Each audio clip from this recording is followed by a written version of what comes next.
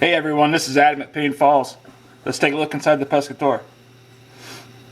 Give you a brief overview of the outside of the reel. Everybody keeps calling this the Micus. The only two things that really tie it back to the Micus is the clicker lever and the clicker itself internally, as well as the hub. So everything else is still the dome-shaped reel style that I use on the DeMarco.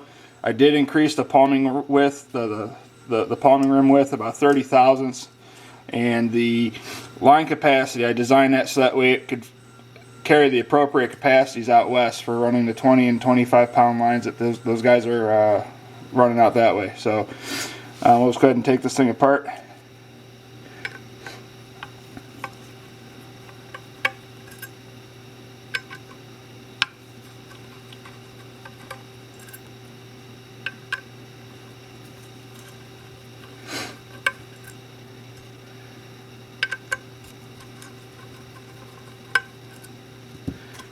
So, I've been seeing how the hubs work, just like the DeMarco. Really, you just take the dust cap off.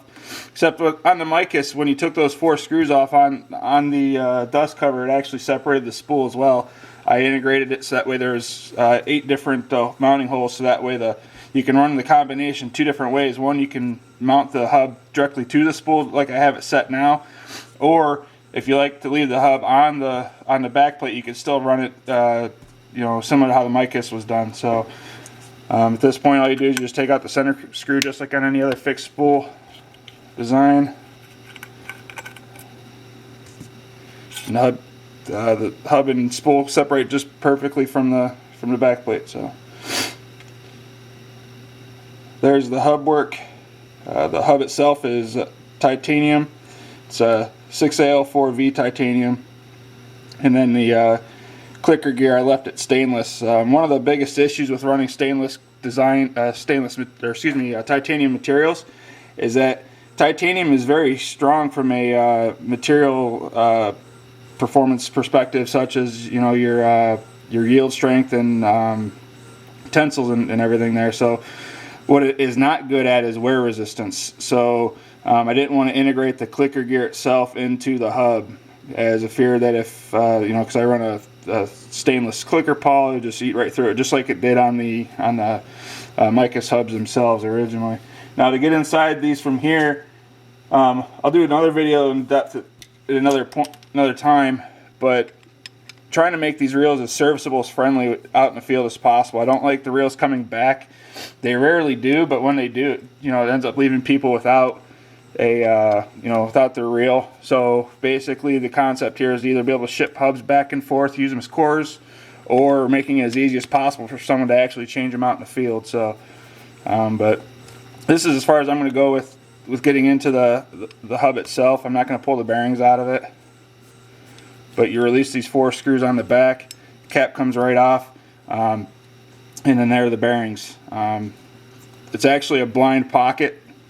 You can see that the front of the hub has a smaller diameter than the back, so the bearings all come out of the back, and that's the side you service it from. So when I am servicing them, I take the hub off of the spool itself, just to help also make sure that way when you're working on it you don't accidentally nick the hub and so forth. So I'm going to set this aside right now, show you the inside of the back plate.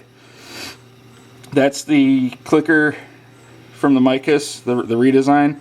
I'm thinking about how I can improve it even more. I'm trying to eliminate this spring here somehow, and hopefully I figure that out here soon.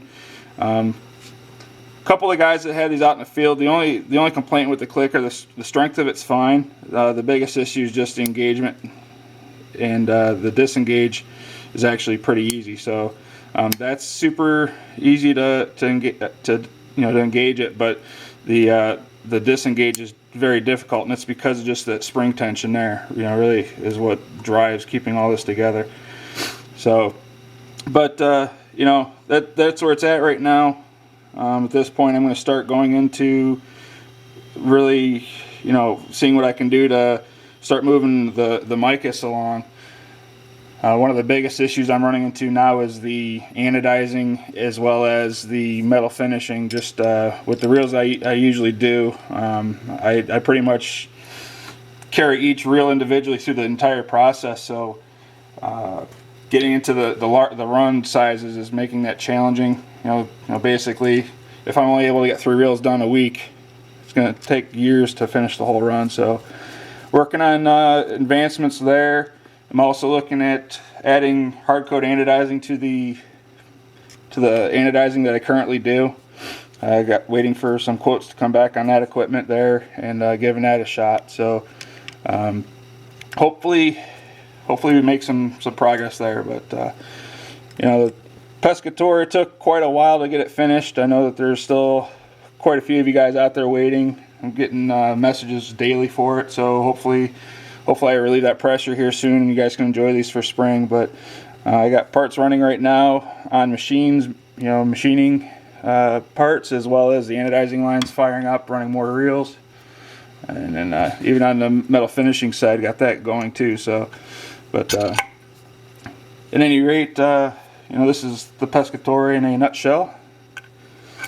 And we'll see how you guys like them. I haven't had any other complaints other than just the stiffness of the clicker. There are concerns that other people had that other reels of this size, they flex.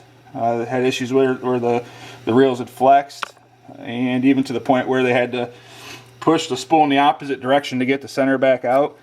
There was also other issues that people had where the rotating parts were even just rubbing. So basically, when I built this reel, I didn't deviate from the design that I felt was necessary to make this reel a good, strong, stout reel. And no issues with flex, no issues with the startup. This reel, you can kind of see it a little bit. It spins all right, but sometimes it breaks up. I'm just doing the final QA on it, and it'll start up just the way every Paine Falls reel does. So at any rate, this was the reel in a nutshell. Hope you enjoyed this.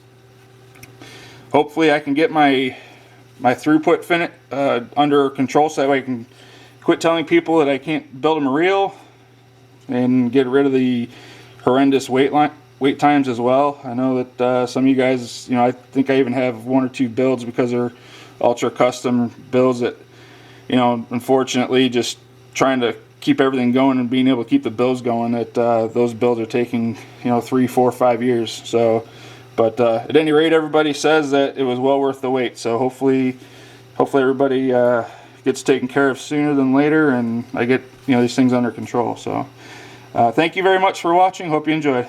Take care.